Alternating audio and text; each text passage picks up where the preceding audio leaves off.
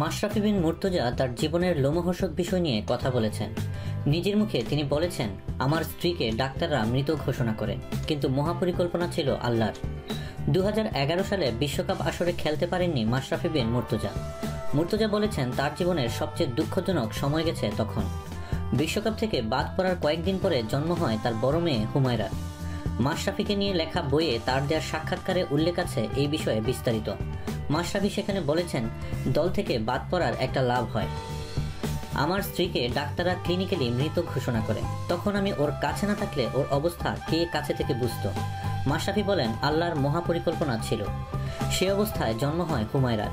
তার মতে দল থেকে বাদ পড়ার কারণে পরিবারের সাথে থাকতে পেরেছেন তিনি। এছাড়া সেই সময়ের জটিল অবস্থা থেকে রক্ষা পেতে তার ভূমিকা কাজে এসেছে বলে মনে করেন মাশরাফি বিন মুর্তজা।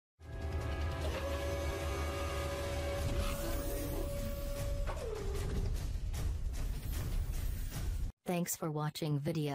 Please subscribe.